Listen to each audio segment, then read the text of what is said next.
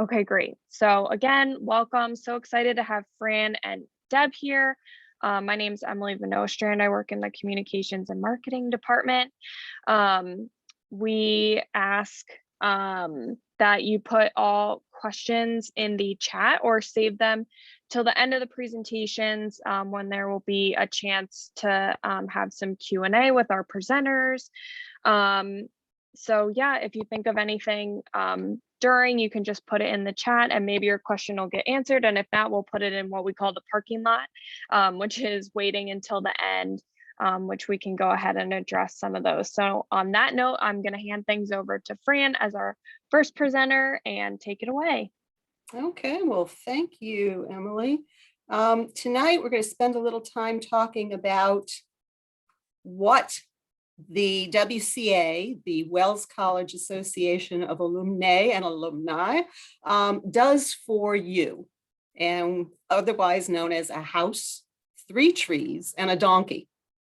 And I want to point out that, Jane Marsh-Diekman is in the audience. And for those of you who have not read Jane's book, this has been my constant companion for several years. And every time I read it, I find something new in it, and we're going to include that new thing this evening. But before we get started on the juicy details, let me start by just running through a little bit of Latin. And this is straight out of the dictionary, folks. It talks about an alumnus, a person, especially a boy or man, who's attended and graduated from a school. And what the part I want you to notice here is up at the word allere, to nourish. I think in Wells, we have the situation where the WCA nourishes Wells and Wells nourishes us in return. And so female alumnuses or alumni are alumnae. And we may find ourselves today using some new words to describe these same people as alum, alums, or most recently, alumnex. Another thing I wanted to tell you about as far as a name change, we have been the WCA since 2011. Prior to that, our organization was known as Wells College Alumni Association. And we made these changes to reflect some of the changes that happened to the college in 2000, in the late 2000s, the era of the 2000s. We spent a lot of time thinking this through, and finally in 2011, this is what we came up with. Tonight, I want to talk to you about just the earliest history of our organization, the college's first 50 years. And the reason I'm doing that are twofold. One is that we are coming up on our sesquicentennial of our organization in 2024, and we have so much rich history that I wanted to spend a little time getting into more of the details rather than just giving you just a sprinkling. And the other reason is that, what is my other reason? It will come to me. All righty. Let's start with our first class that graduated in 1869. And if you look at this, this is part of the program for that day. And you can see that we went all out for the graduates, all 2 of them. They were Emily Milliken, who was a local girl, and Jeanette Daggett, who was the niece of Henry Wells by his first wife. And soon after, in 1871, we had the valedictorians from 69 and 70 returned to campus for commencement. And together with the valedictorian from 71, they planted 3 trees on the ground. And this was a very practical thing to do, practical gifts like the wise women, because students complained that the property that the campus was located on was a farm field that had no trees. And in a possible trivia alert, let me tell you that I can't show you these trees on the campus anymore because they were elm trees.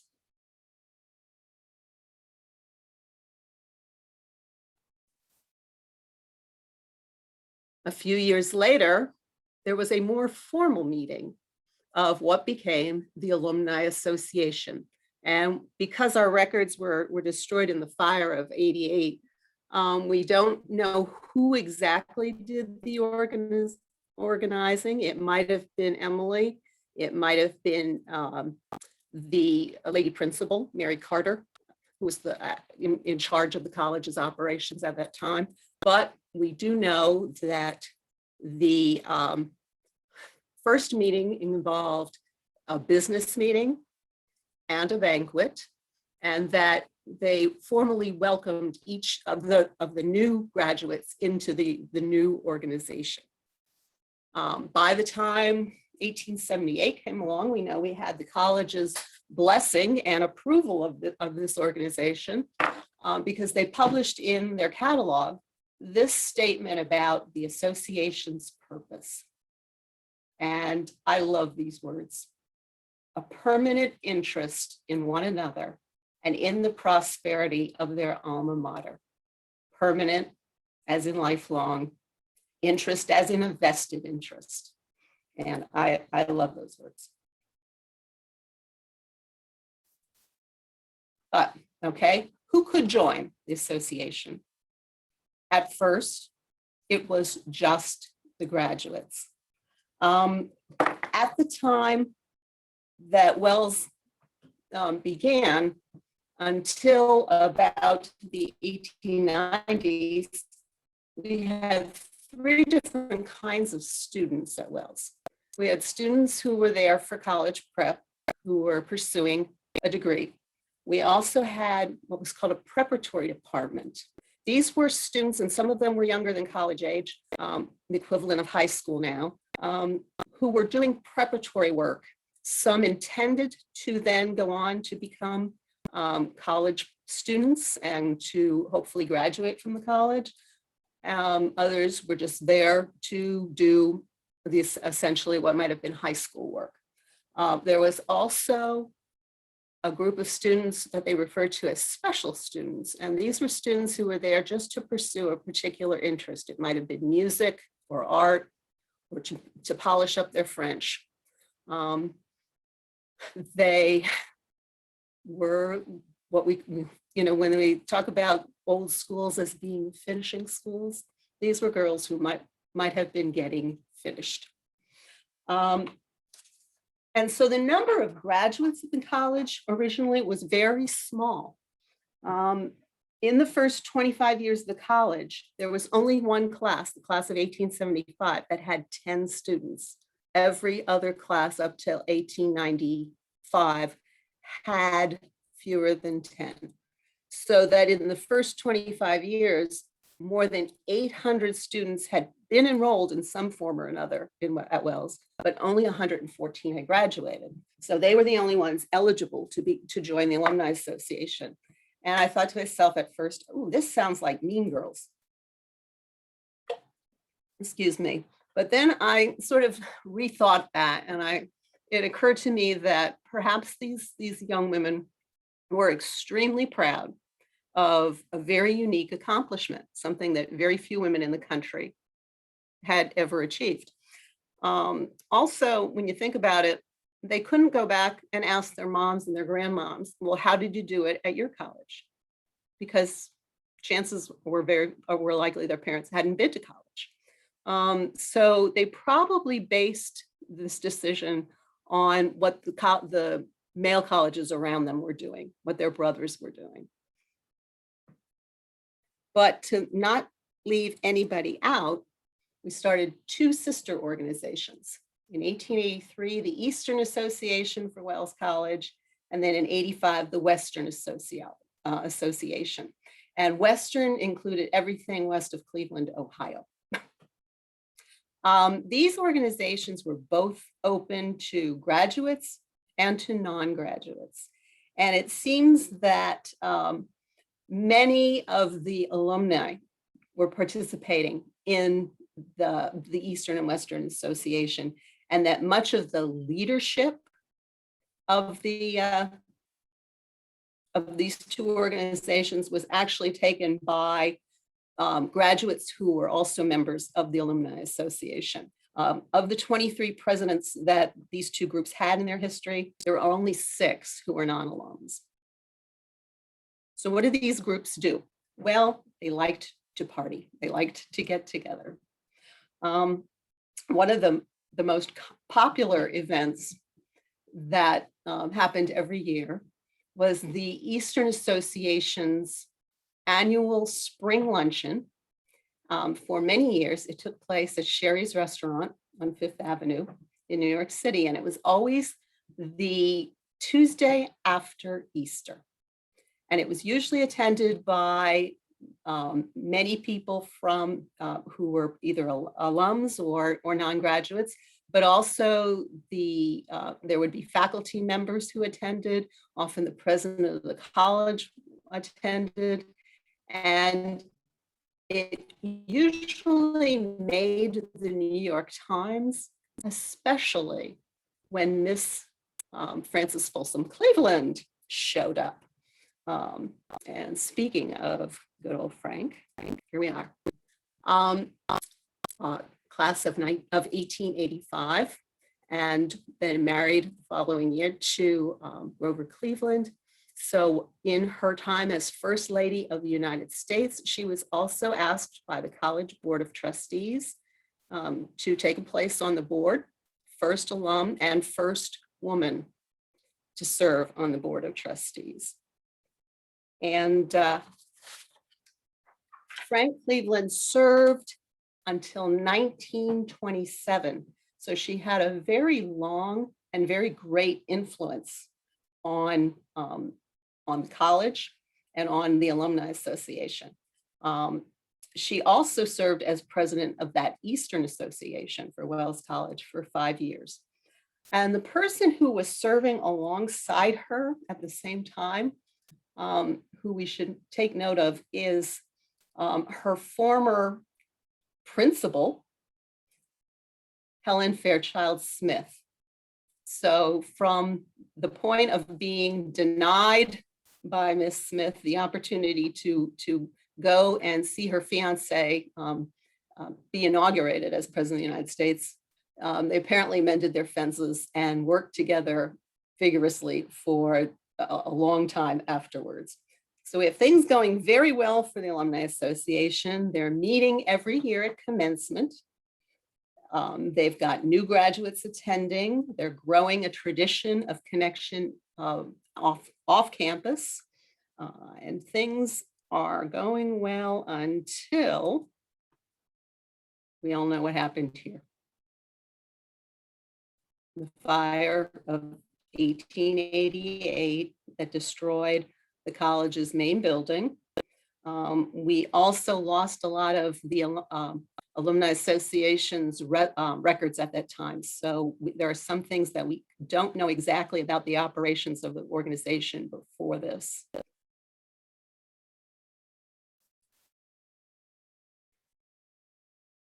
Immediately after the fire, Helen Fairchild Smith asked Alumnae for a special kind of help. She wanted them to help her with replacing the college library.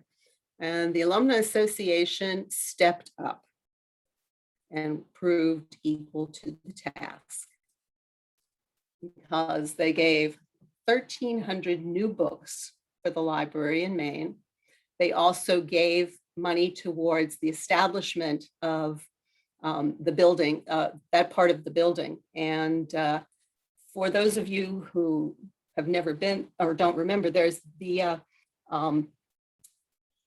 String Room Gallery is the site of the original library in Maine.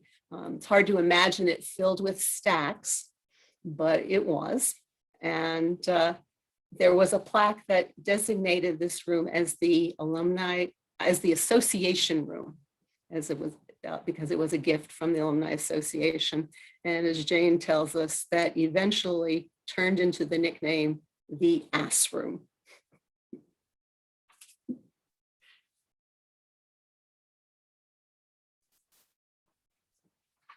We couldn't have an Alumni Association meeting in 1889 or 90 because of the fire. But the first meeting that took place after that was in 1891. And people got right down to business. One of the very first things that happened was there was an election to elect President Anna Adams Plutti of the class of 1877. And also another order of business was to create a constitution of the Alumni Association. Here's a photo of Anna Adams. She's one of my favorite people, I think, of all of these venerable persons at Wells that I'd love to get to know better. She was probably active even before she was elected president in 1891 because she was on campus as a professor. She had previously been a professor's wife. When she graduated as valedictorian in 77, and 2 years later was married to Max Plutti, a professor of music. Widowed, unfortunately, in 1885, and as the mother of a very small young girl, became a working woman at the college, first working as a physical education and health teacher. And then later on, when Helen Fairchild Smith retired, she became the dean of the college and also served as one of the college's trustees. Another order of business that the Alumni Association got to immediately in the 1890s as they got back to work was they petitioned the Board of Trustees to abolish the college's preparatory department. They were doing this along with the blessing of President Frisbee at the time, who felt that the preparatory department was holding the college back. Something that had happened was the Alumni Association had attempted to join another organization called the Association of Collegiate Alumnae, and they were turned down. They were told that this large preparatory department made them seem like they weren't really a college, they were just a girls' school, and that stung. So they wanted to change that. And at first, the trustees were very reluctant to do so because at the time that they were making this request, the preparatory department was about 1/3 of the college's enrollment and their income. But eventually, the trustees did agree to change this in 1895. So you see that we've got the alumni not just taking care of their own business, they're starting to have a say on what's going to happen with the college.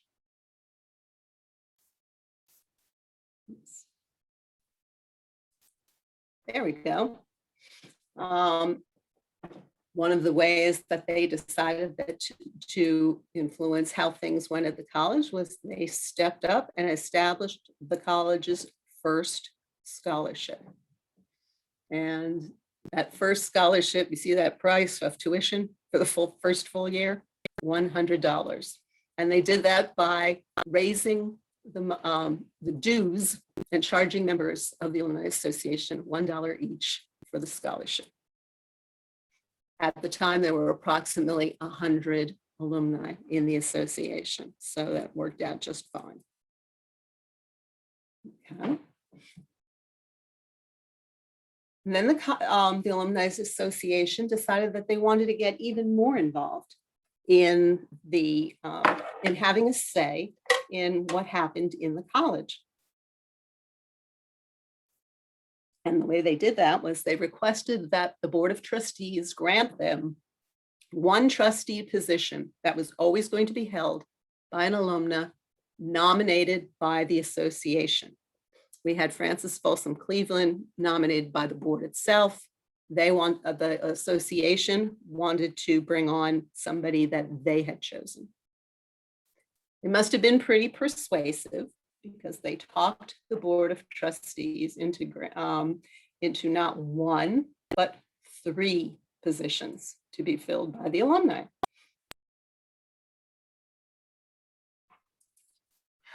And here's our first one. This is Stella Goodrich Russell, first one elected, and she served until, she only served until 1901 because of ill health. And you may remember Stella Goodrich Russell as being associated with the beautiful window that is in the lobby of Phipps, because that was a gift from her husband when she passed away.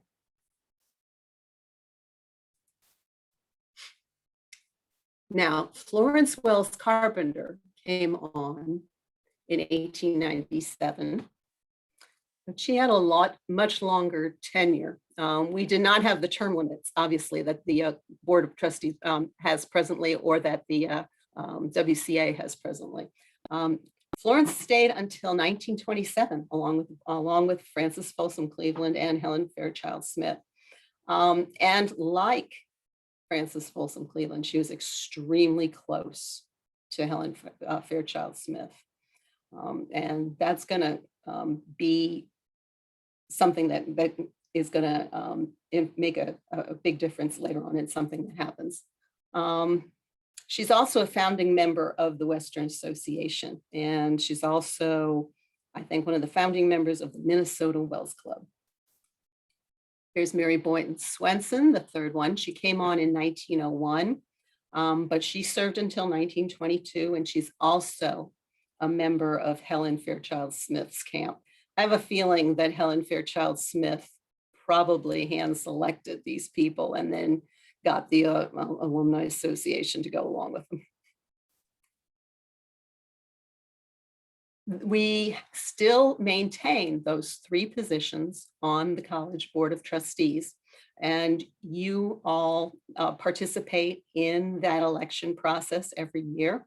So when you get that issue of the alumni notes with that person's, with the nomination, you have an opportunity to share and to elect that person to represent you on the Board of Trustees. Okay, I'm going to go up to 1897, where the Alumni Association decided to file articles of incorporation in accordance with New York state laws.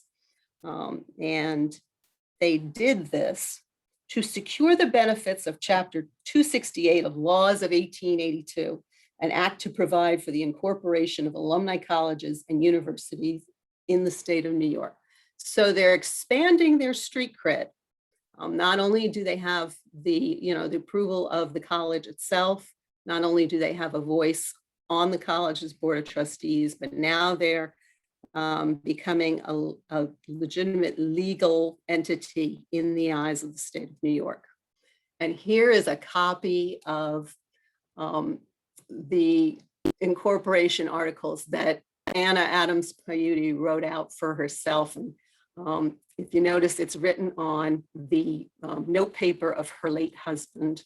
And it just breaks my heart when I see that she was just sat there one night copying this into her notes for her own use in the middle of the winter of February. I bet she was missing him at the time. We have a situation where the association decided it was time to advocate for an even bigger change in things going on at the college. And at the annual meeting at commencement in 1900, Stella Russell and Florence Carpenter proposed a resolution that the Alumni Association feels the best interests of the college require an immediate change in presidency. Ooh, okay. We don't know what President Waters had done to rile feathers, but we think he got on the wrong side of Helen Fairchild Smith. And she obviously had the backing of her comrades in the on the Board of Trustees to take her side. And on learning that the resolution passed, President Waters immediately resigned for reasons of health. This is the only time that we know of that the Alumni Association took a formal stand on something as weighty as dismissing a president. The Helen Fairchild Smith and those other alumni trustees that we've seen would eventually get involved in another tussle with another president that would also result in a resignation. But the difference in that was they were acting strictly in their role of trustees, and the association was not involved. This is something that we're very proud of in our history. Florence Wells Carpenter took charge of coordinating the fundraising for this project. And what had happened was Henry Wells in 1875 needed to raise some cash. And so he put Glen Park on the market at the price of $35,000 for 38 acres and the house. He couldn't get a buyer, so he took out a mortgage. When he died, the mortgage came due and the mutual life insurance took the property. They tried to sell it for several years. In between, they rented it out. And in 1902, the college began to rent it as a residence for seniors because we were growing and we needed the space. In 1905, President Ward asked the Alumni Association to use an endowment fund that they had been raising to purchase Glen Park. Now, they had been saving the money ostensibly to make themselves an alumni house, but President Ward asked, and they said, okay. So they put their money towards purchasing the house and the 38 acres at the price of $12,000 and continued to hold benefits and do some more fundraising until they could pay the entire price and do some renovations and turn the entire property over to the college. And I don't know about you, but I can't imagine Wells College without Glen Park. And also the properties that we know where Leach is and the immediate grounds around it. I can't imagine the college without those either. So really working to advance the college. In those same years, they also put money towards building Smith. Florence Carpenter took charge of this project herself. She found the key donors and personally dealt with the contractor. And she was a fierce negotiator. I've seen her letters where she's saying, he wants such and such a price for this, and I think that's ridiculous. I'm not going to give him more than Y. Another building that they worked towards getting was Cleveland Library.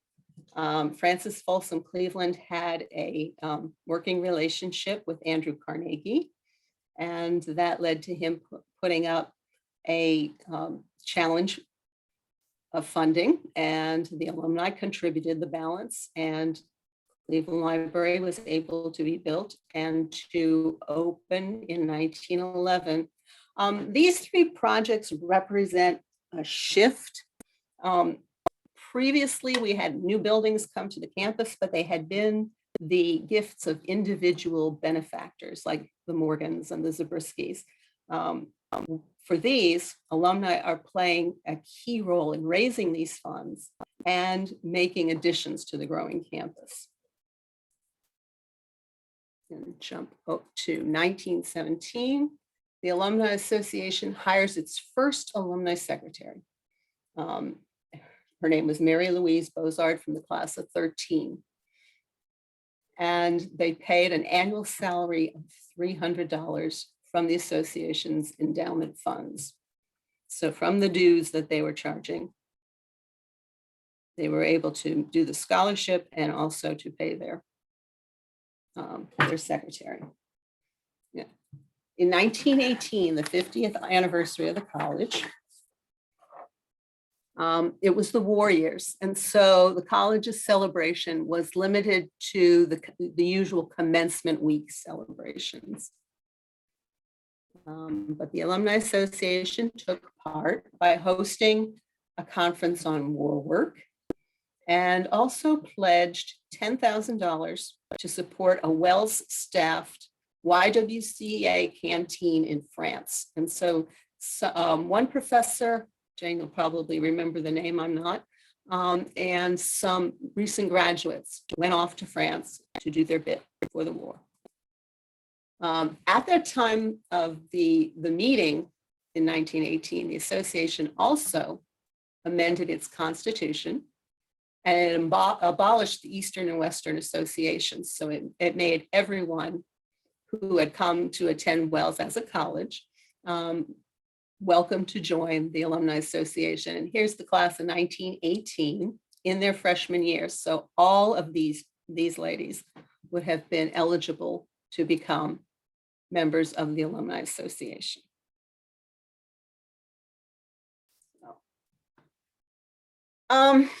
To me, it seems like in the first 50 years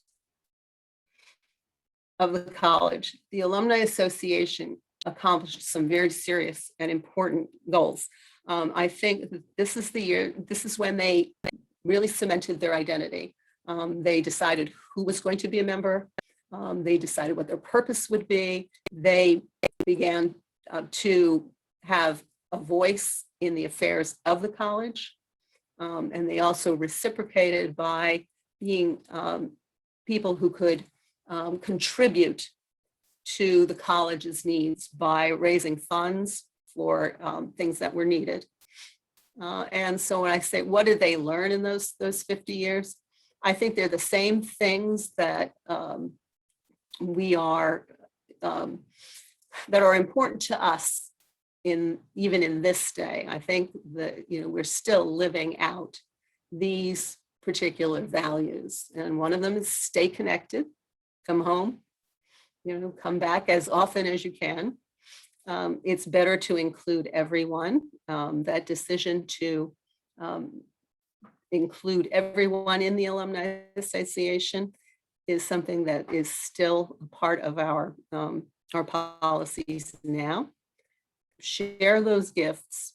It might be trees, it might be money, it might be arguing with a contractor. You never know what Wells is going to need from you, but we are ready to try to do our best to meet those needs and to be bold, to dare to dream big for Wells. It must have seemed like we were being pretty audacious when we said, hey, we think the preparatory department is holding us back, or, oh my, we think we need to have a voice on the board of trustees, or even more, that we think a change in leadership is important. But these dreams were what advanced Wells to where she is right now, and so we're still trying to live up to these goals. Deb is going to talk to you more about some of the things that are going on in the Alumni Association turned WCA now, and what goals and dreams we have for the college for now and the future. But before we go, I'm going to tell you one quick thing about that donkey.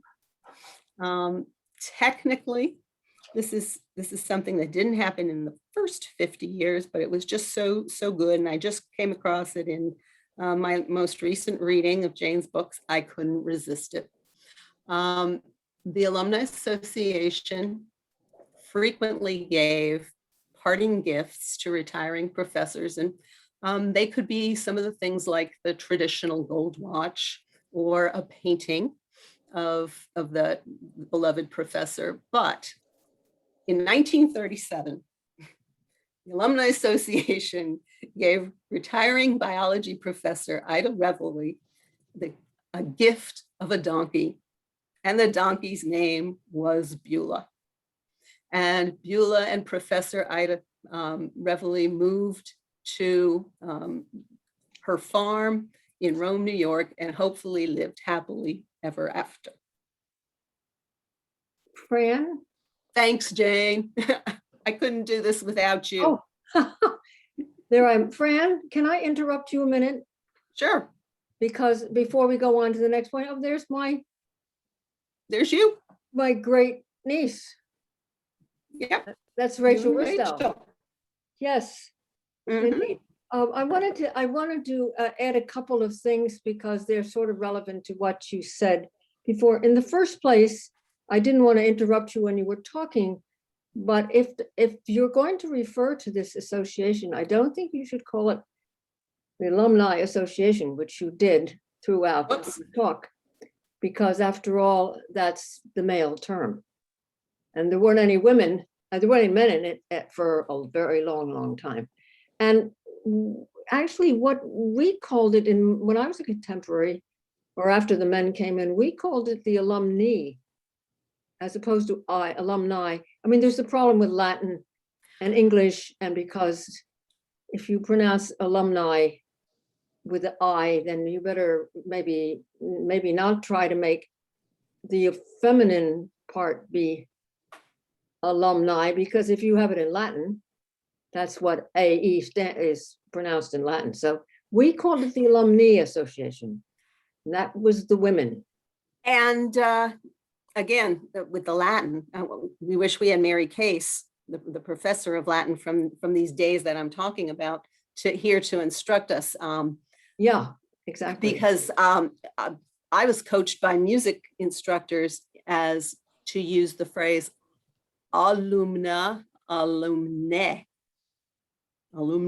association. Yeah, well, So- alumnae, but yeah, well, anyway, Yeah. but we pronounce it basically in English anyway.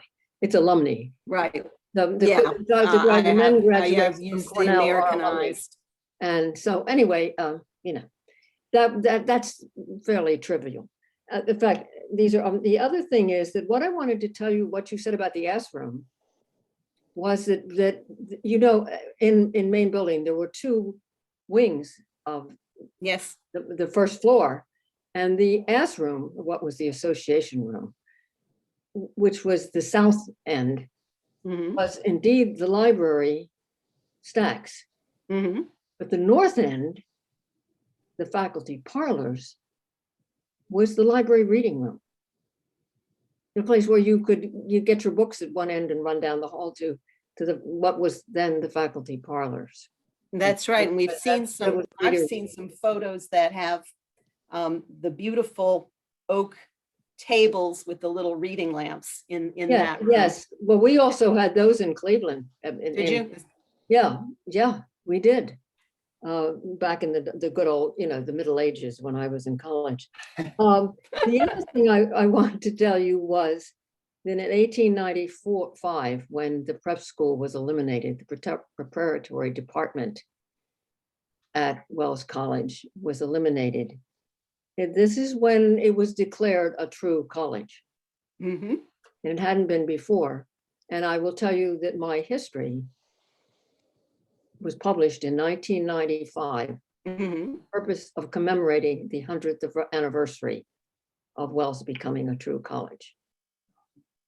And listen, I'll tell you something, we raced for that deadline. And the other thing I wanted to say about Max Piotti, who taught music at Wells College, I wanted you to know that he was invited by Cornell University to come and teach music there because they didn't have a music department. And so he went from Aurora to Ithaca to teach music at Cornell. Mhm. In the last 25 or 30 years, Cornell has had one of the leading music departments in the United States. So there you go. Yeah, I think all of these women are so fascinating that we could probably spend, Yeah. forever. We could spend a session on each one of these, but I want to let Deb a chance to get in and talk about the modern WCA. So yeah, Rand's going to take me off, and Deb, you're on. Awesome.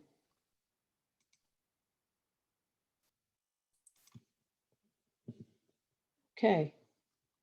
Everybody can see that? Yes. All right. Well, Fran, thanks so much. And I don't know what to think about following a donkey. So I'll try not to read too much into that. I have to tell you, I'd forgotten about the donkey. Well, that's I good. had totally forgotten about it. So I'm glad, very glad that Fran introduced the donkey again. Right. Excellent. Well, seriously, I want to get into this. My name is Deb Callahan. I'm the class of 1985, and I've had the privilege of being an at-large member of the WCA board for the last couple of years. So I did want to just thank Fran for her presentation and the chronology, because it is so thoughtfully put together.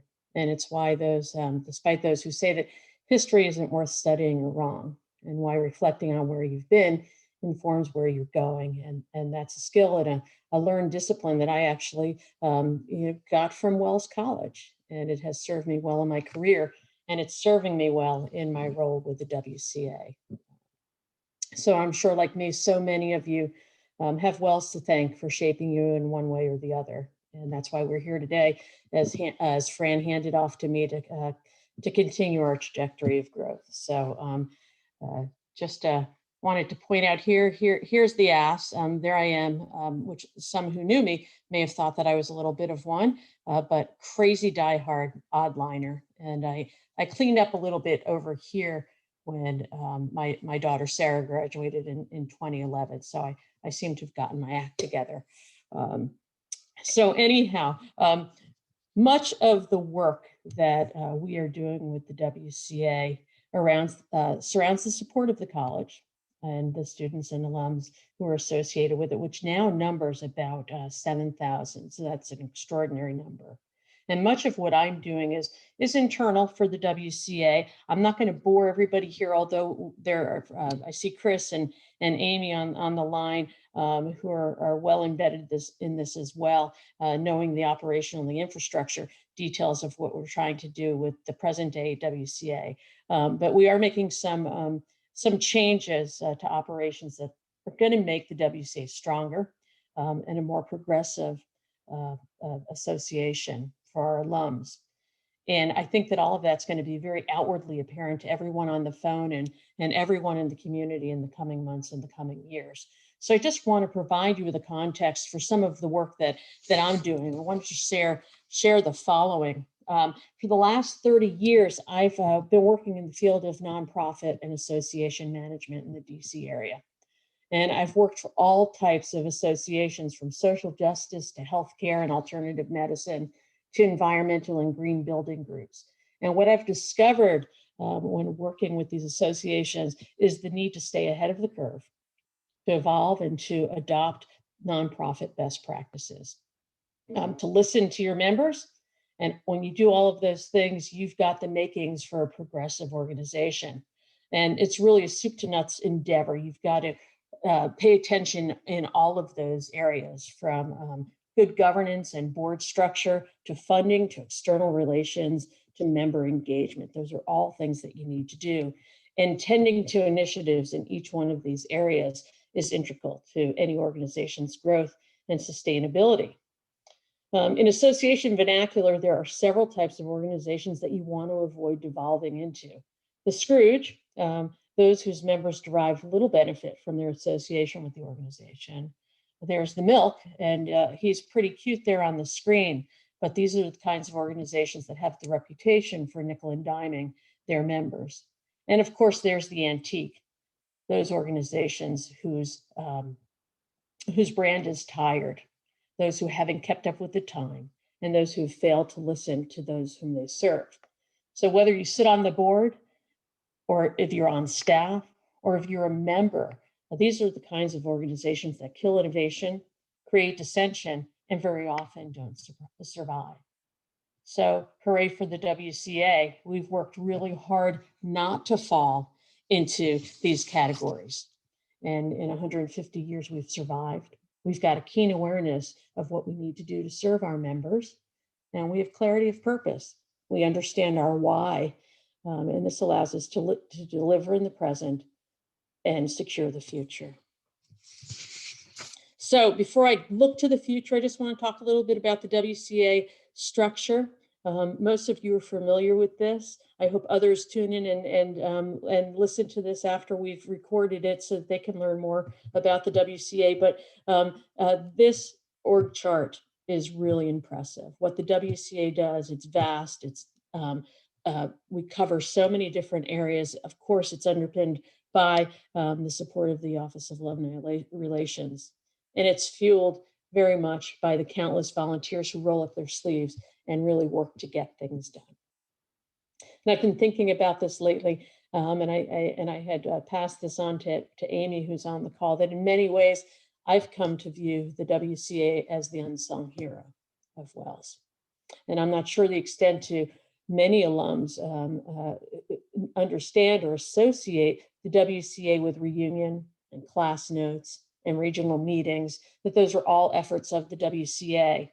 To many, I think it's just viewed, these things are viewed as an extension or synonymous with Wells College. And whereas that's fair enough, as Fran indicated, the WCA is a separate entity, self-governed with our own bylaws and our own structure. And when you look at this org chart, what you've got to remember is that our reach is considerable. And we're just doing extraordinary things. So a little bit about the WCA mission. Fran went over this, but again, look at the scope of what the WCA is trying to do. This is a big this is a big ask for a volunteer organization.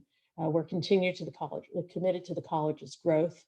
Our activities are meant to increase connection between staff and alums. The WCA fosters relationships among alums and faculty and staff. The WCA and its members are a resource for career placement, whether it's your first job or your fourth job, it doesn't matter. We interface regularly with the college. And of course, the WCA is deeply committed to the preservation of Wells College traditions. And if you still identify as an odd or an even liner, you may have the WCA to thank for that. So let's talk a little bit about the here and now. I think I've done some sufficient teeing up to get to the present day, but here are the prophetic words of Lenin, who perfectly captured what we've all been through in the last 14 months and counting. We're moving into a new normal, and that's actually called punctuated equilibrium, which is the sudden onset of change followed by the settling into a new normal, where the unimaginable becomes the ordinary. And that's what we've just lived through, and that's where we are now. Wells was not immune to what was happening in 2020, as most of you know. The college needed to pivot quickly to make some hard decisions and essentially to adapt or die. And there's no way to sugarcoat this. The perfect storm of financial, attrition, and retention challenges, middle states accreditation issues, a global pandemic, all became existential threats to Wells College. So much so that the strategic plan that the trustees had completed in early 2020 needed to be revisited, needed to be reviewed, and needed to be augmented. And I know that the details of all of that have been shared through various other outlets, and that's not really what this presentation is about today, but it's valuable to mention because the WCA's involvement in identifying solutions and next steps is really to be shared and to be applauded. So as a learning community, we saw inputs and ideas regarding the college's future and how we, members of the WCA, could make it better. We had listening sessions with so many alums. I forget how many that numbered, but somebody on the call can probably put that into the chat. We provided forums for WCA members to express concerns about what was going on, frustration, and a good bit of hope as well for the college that we love so dearly. We worked with the College Board of Trustees. We led strategy work sessions with faculty, staff, students in many areas, including technology, fundraising, diversity, equity, and inclusion, Wells's physical plant, student advancement, and alumni engagement. The WCA board became masters of Zoom and worked in a very engaged and collaborative environment under very tight timelines to help Wells College out. We aimed for an inclusive process, and we're grateful for all who participated, as the feedback that we received helped inform some of the next steps for Wells and helped to define the very specific role that the WCA would play in ensuring a vibrant and more engaged future for the college, for its students, faculty, and alums. Ultimately, we presented our ideas to the College Board of Trustees, and we received approval to pursue 2 WCA-led initiatives. And what's key to know here is that the WCA will be responsible both for developing and administering these initiatives. So this is really exciting work, and we're just getting started on it. So just to talk a little bit about this, here we are. Here's the strategic goal that the WCA needs to tackle, that our work groups have been charged to address. And here are the intended outcomes, which is so important. We're not doing this for sport. We're doing this to improve overall student outcomes, including graduation achievement, career attainment, and graduate school preparation. And we're doing it through these 2 core initiatives, one to implement a formal WCA mentoring program, and the other is to initiate career engagement and experiential learning programs to support those that are already in place, that are run by faculty and staff. So this is good stuff. This is really strong, and we're so excited to be part of this. So over the next couple of months, and actually right now, we are actively fleshing out the details for these initiatives, and we're going to roll them out in way more detail in the next couple of months. But if you look at this and what we're trying to achieve, I think it's apparent that these initiatives speak to the very heart of the WCA, which is to bring students and alums together, to maximize our alum network, to mentor students, to prepare them for life after graduation, where they too will join the ranks of the WCA, and that's so exciting. These activities also reinforce the WCA's position as a vital part of Wells, and this work reminds the Wells community of our role as an engaged partner to the college and its leaders. As a WCA member, this is something that is really important for me to mention to everybody. The WCA is the link to the present community. We're part of the ecosystem that's Wells, and that's something to be tremendously proud of. And there's something else that's really, really special about these projects. They're intended to promote and build the Wells brand. Remember, we've got to keep our brand fresh. We don't want to be an antique organization. Prospective students and their families expect a lot from a college education. And if we can demonstrate success in these areas, and that this could be a fulfilling experience for existing students, and it can be a harbinger of good things to come for prospective students. And we hope they'll see this in action, they'll see the outcomes, and they'll want to be part of the Wells community. So it's a real great branding opportunity for us, and the WCA is at the center of that. So this, along with all the other work that the WCA does, reunion, college fairs, internships, it's really exciting work that the WCA, again, all volunteers are cranking out. And ultimately, it shows that we're not a milk organization, we're not a Scrooge organization by any means. And it shows that we've got and we have the will to evolve. And because of that, this really counts us as an alumni association that serves its community well. And that's something really to be proud of. Not all alumni associations have this kind of success. So I want to kind of wrap this up and say that one of the absolute joys of the WCA and working with the WCA is the connection and the multi-general exposure that one gets from being involved.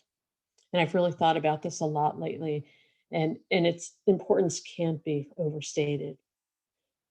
We all do better in situations where we can learn and we can grow from others. As adults, we're relational learners. Everybody knows that. We learn through stories, through context, shared experience, and the influence of varied perspectives as we work to solve problems. And regardless of whether we're talking about communities, companies, social issues, government, or families, finding ways to bridge the gaps, bridge generations together, and find common ground is as fulfilling as it is important. And through it, we see progress. And very often we take comfort in knowing that these efforts will result in a legacy. And so this is for the WCA and for Wells College.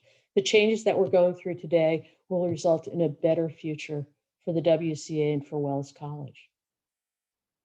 And I bet there's not a person on the phone who hasn't heard the phrase, the Wells Connection. We all know it. We've known it for years. We heard it as students. It's the mantra of the WCA. Connection is a foundational part of the WCA. It's what we do. We connect. This graphic here is just one of my very favorites because so often when we ask people to volunteer, they're surprised and they think that they have nothing to offer. And that is so far from true. Just take a look at this graphic. As we endeavor to grow, the WCA needs all hands on deck. And I want everybody here on the phone and everybody who listens to this recording after the fact to think about the areas where you can volunteer. Class notes, my gosh, it's still a thing after all of these years, and we need volunteers with class notes. Regional gatherings, they are so important as well. Those are the ties that bind us together. And whether that's through Zoom or at your local pub, as things open up, come on and join a regional gathering, interact with alums old and new, and learn something new and share something. Put a Wells sticker on your car, or better yet, ask Rachel for one of these, which I cannot thank you enough for giving me, sending to me, Rachel. I really appreciate it. Help with a college night. They're all over the country. Of course, come to reunion. This year is going to be a Zoom virtual reunion, but come to a reunion. Write a note to an incoming freshman. We've got a program for that. Sponsor an intern. That's something that's going to be a huge push for the WCA, and working with staff and faculty to make sure that we've got a robust internship program and to build on what's already in place and what staff has worked so hard to do for our students.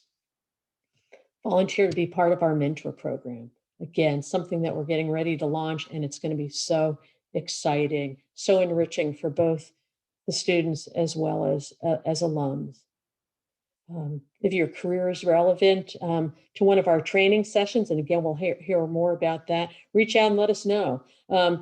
We need you, and know that we're hard at work operationally to develop a database where we can track alums and their fields of expertise and their areas of interest in helping Wells College and helping the WCA. We're going to capture all that information, and that's going to really help keep better track of the many, the 7,000 plus folks who are part of the Wells ecosystem. So this is going to make things so much easier down the road. And together, what we're asking of the WCA and all of its members right now is all hands on deck. Again, we've been through a lot. We've got hope for the future. We want to revitalize Wells. We want to revitalize the Wells Connection. And I know that we can do it. I have great faith that we can do this. And I just want to leave everybody with the thought, how big is your life? And how much are you willing to share that life with Wells? Everyone needs to be a part of this. Everyone can be a part of it. Everyone is integral to this. So how big is your life? So I hope this overview is helpful. I know in the coming weeks and months, there are going to be more questions. We're going to be getting more information out about the initiatives that we're tackling. We're really going to help to reinforce the WCA brand. It's important, it's integral to the Wells experience. And, more to come on that. But for now, I'll just end with just thanking everybody for spending your evening with us. Fran and I really appreciate it. Thanks for your commitment to Wells, and thanks for your continued support and interest in the WCA. So if you've got any questions, I've got my contact information on the screen. You can always shoot me an email, and I will, if I can't answer the question, I'll get it to the right person. Rachel, Emily, Amy, everybody on the phone, Chris, questions might be coming your way, particularly once we get this recording out there and folks listen in. So I'm going to stop now, and I guess I'll turn it over to our lovely MC, Emily, to wrap this up.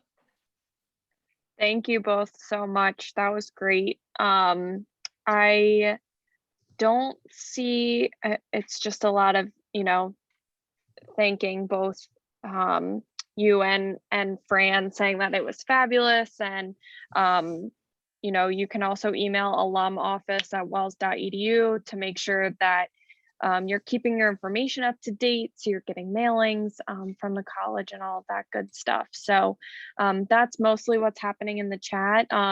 Amy also let us know that the WCA had 20 listening sessions and 243 alums signed up for those.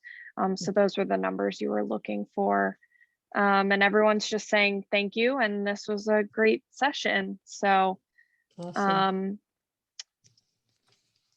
If nobody else has any questions, again, thank you so much. The recording will be up in a couple of days, and we'll be sending that out via email. So if you registered, you'll be getting a recording so you can watch it again till your heart's content. So, all right. Thank you so much, Awesome. everyone. Have a great night. Yes, Thank thank you you. all for coming. Thanks, everybody. Thank you, Fran. Oh, thank you for coming, and Yes. stay